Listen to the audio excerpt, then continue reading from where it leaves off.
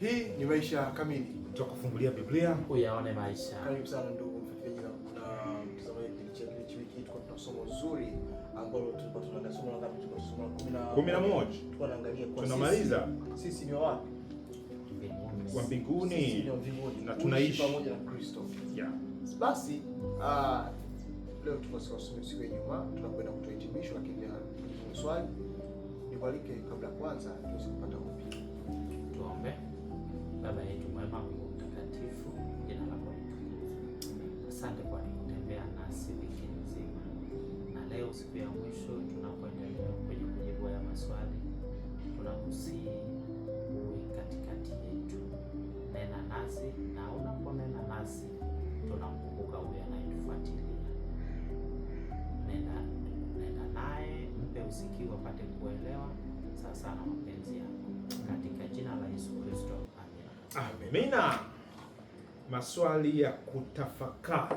Maswali ya kutafakari. Lakini hapa kwanza kuna dondoo inayoamsha tafakari zaidi.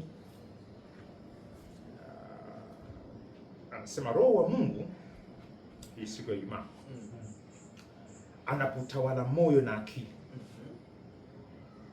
moyo ulioongolewa hulipuka kwa wimbo mpya, kwa kuwa mtu huyu hutambua kwamba katika uzoefu wa maisha yake ahadi ya Mungu huwa imetimizwa, na makosa yake huwa yamesamehewa, na dhambi zake huwa zimefunikwa.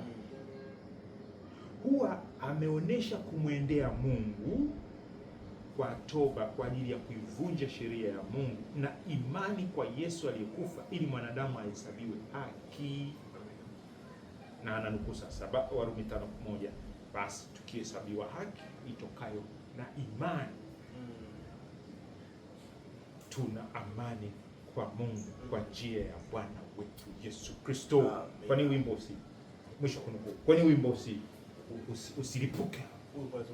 Swali, wewe una uzoefu gani wa kuhesabiwa haki kwa imani, kufa na kufufuliwa pamoja na Kristo, kuwa na imani na Mungu? Una uzoefu gani na mambo haya?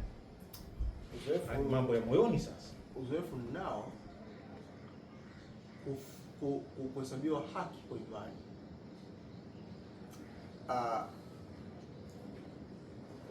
Watu mfano baada ya batizo hapo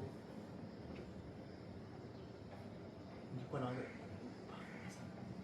badiliko ni lipi sasa? Kinachobadilika ni nini? Ule utu wa zamani upo bado au nipo katika uzoefu mwingine? Lakini nilichokuja kugundua ni kwamba ni uzoefu ambao ulikuwa unahitaji mimi kuzidi kujifunza kuelewa vizuri. Na nakumbuka miaka michache tu hapo nikajua kumbe mimi katika Kristo tendo tu la kumwamini na kumkiri kuwa ni Bwana kwa mdomo wangu, lakini na kwa akili yangu nimebadilika. Maisha yangu mimi sio tena ule mtu wa zamani.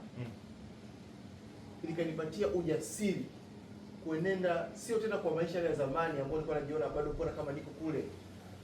Ninaishi katika Kristo. Hallelujah. Sina haja ya kuendelea kuvitekeleza vile vitu vya zamani ambavyo nilikuwa naviishia, kama ni hasira, kama ni nini. Hallelujah. Nilikuwa ni uvae sasa ule utu upya katika Kristo Yesu. Na amani ya Kristo kiamua pale. Hallelujah. Una uzoefu? Na uzoefu. Kama alivyosema katika kumwamini Kristo.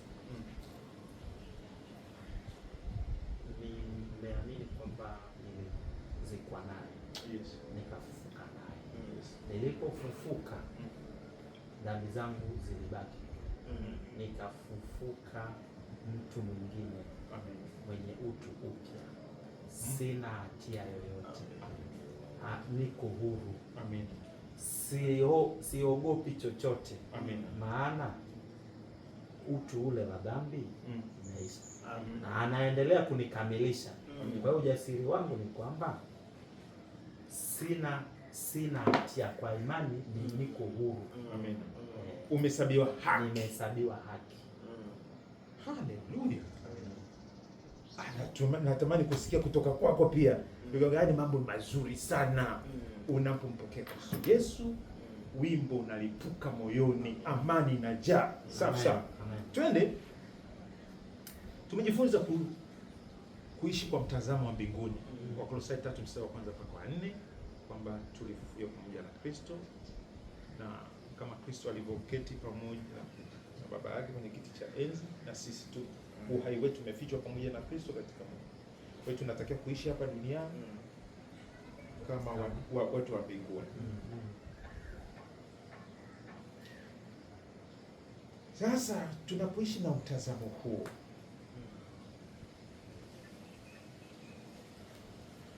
tunauanishaje na uhusiano yaani na uhalisia wa kuishi hapa duniani kwa mwili ambao wakati mwingine umezoea kufanya mabaya, akili ilizoea kufikiri vile tofauti. Tunachukuliaje kwamba yani tuna viungo katika nchi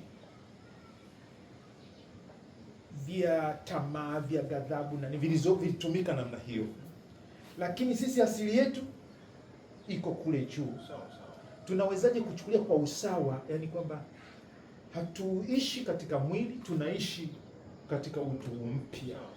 Yani hii conflict hii Wagalatia sura ya 5 anasema roho na mwili, hii juu chini, hii tuna balance vipi? Tunachukuliaje katika uzoefu wa kawaida, katika usawa wake? Huyu mtu mpya, namna kuishi katika utu mpya kwenye mwili huu wa zamani no, kama ulivyosema, wa dhambi, mwili wa dhambi. Nakumbuka kabisa tulivyojadili wiki hii kwamba pale msalabani kuna tukio limetokea, lakini bado mwili ni huo tunao. Sawa? Sasa hardware ya zamani, lakini software inatakiwa mpya. Ulishaipata hiyo software tayari? Software ushaipata. Utu mpya tayari ushazaliwa tayari. Sasa kinachotokea kwa kweli nene moja kwa moja. Nenda kwa moja. Moja kwa moja ni kwamba ninatakiwa kuendelea kuvitiisha. Nakumbuka tumejifunza kitu. Eleza sasa kutoka kwenye uzoefu. Kuna mtumishi fulani yuko pale anatamani kupata uzoefu naye. Kama labda nilikuwa ni mtu wa skate ikipita hapo mbele yangu na waka tamaa. Nashindwa kujizuia. Afrikaenda kwenye maombi nasema Bwana, kwa unyonge wangu unione. Haitaishi. Lakini natakiwa nivitiishe kwa lugha nyingine. Niseme Mungu, asante kwa utu mpya ulionipatia. Unaozidi kufanywa upya. Naomba hivi akili yangu akili izidi kuniambia kwamba hii miguu, hii mikono, haya macho sio tena ya kutumikia. Hapo nikuulize sasa, wewe wakati unamwambia Mungu hapo, viungo navyo unaviambia au na vyenyewe pia unaviambia akili yangu mimi? Sasa macho, si wanasema macho hana pazia? Macho hana pazia ndio amepita. Lakini sasa na wewe uko kanisani tena, inawezekana unahubiri akili yako inavyozidi kubadilishwa, unavyozidi inakuwa inavishusha hivi tamaa. Okay, practically nataka tu pale practically, hebu sasa pale katika kuomba, katika imekupata wewe moyoni hutaki. Nasema mimi siko hivyo. Kiungo sasa sasa pale unafanyaje? Practically tunasema kwamba it's all in the mind. Hapa. Sawa.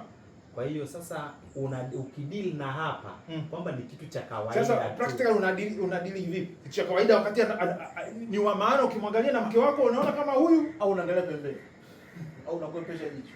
Macho anasema angalia kitu. Unapoangalia kitu unaangalia kwa mtazamo gani?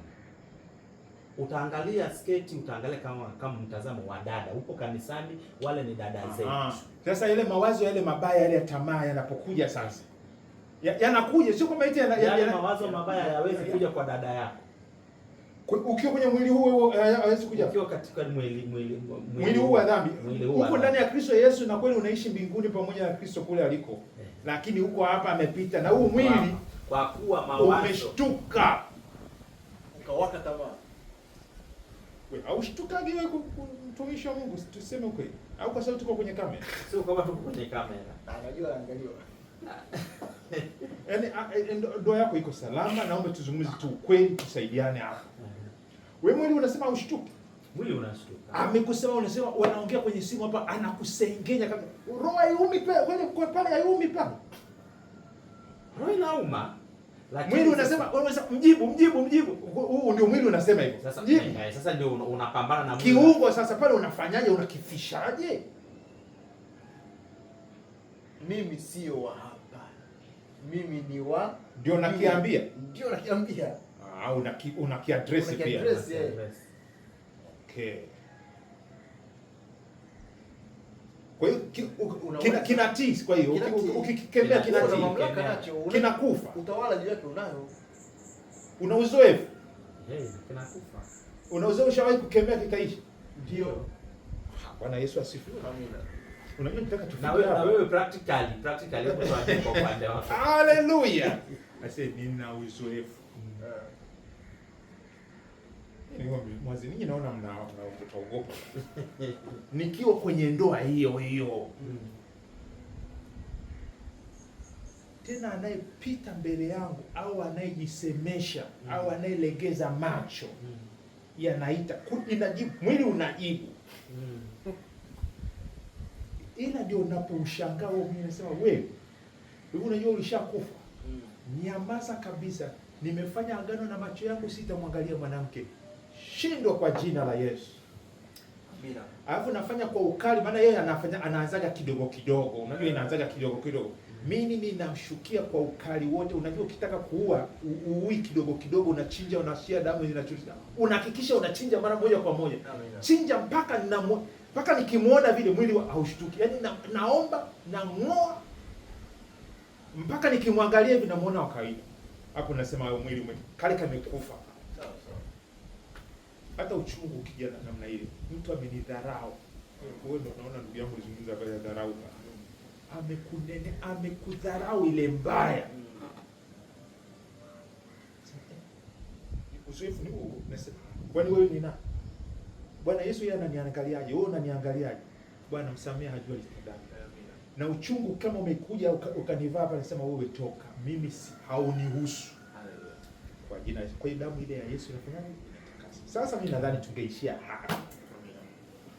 Haya masomo mengine tu, ukitaka muda zaidi utacomment walio na mwongozo. Ila sasa kuishi pamoja na Kristo, unamwambia nini?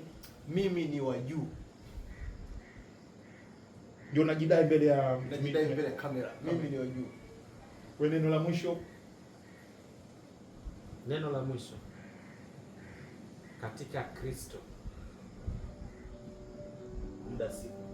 muda si mrefu tunakutana. Unamwambia shetani, unamwambia msikilizaji, namwambia msikilizaji kwamba pamoja na kwamba tunaonekana hapa duniani, haya maisha ninayoishi ni rehearsal ya maisha. Haleluya. Ya maisha ya juu. Mimi nataka tu nimwambie shetani ambaye ananifatafata kwamba uniwezi, nishakufa tayari na kufufuka pamoja na Kristo, na uhai nilionao ni katika imani ya mwana wa Mungu aliyekufa kwa ajili yao. Amen. Kristo kwangu kuishi, maisha ya kuishi kwangu ni Kristo. Wewe rafiki yangu yetu unasemaje? Unajidai vipi? Unajigamba vipi katika Kristo Yesu? Tunatamani kusikia uzoefu kutoka kwako, lakini ikiwa kama hujampokea Kristo Yesu kama Bwana na Mwokozi wako, karibu, kuna maisha hapa. Tuombe. Baba yetu wa mbinguni, tunakushukuru kwa ajili ya maisha tele yenye uhuru, utakatifu na haki na usafi uliotukaribisha kuyashiriki katika Kristo Yesu. Baba, tunamkaribisha na mwenzetu ambaye anatamani na hata sasa tumemwita ajitoe, aungane na Kristo katika imani na katika ubatizo, apokee maisha haya mapya, afaidi uzima katika mwili huu, wakati tunasubiria ule mwili wa utukufu unaokuja nao mara ya pili. Basi mbariki kwa maamuzi yale anayoyafanya kwa ajili yako, na kiwa kama kuna mtu anashindana na dhambi mpaka sasa hivi, umesema hatujashindana na dhambi kiasi kumwaga damu, leo hii naomba uachilie nguvu ya kukataa maovu, kukomesha, kufisha viungo, michemko ya ule mwili wa kale, na ari mpya kuchuchumilia yale ambayo umetuwekea huko juu mbinguni sasa na hata milele, kwa jina la Yesu. Amen. Amen. Asante sana ndugu mtazamaji, na kufuatilia kipindi chetu tunafikia tamati somo la 11.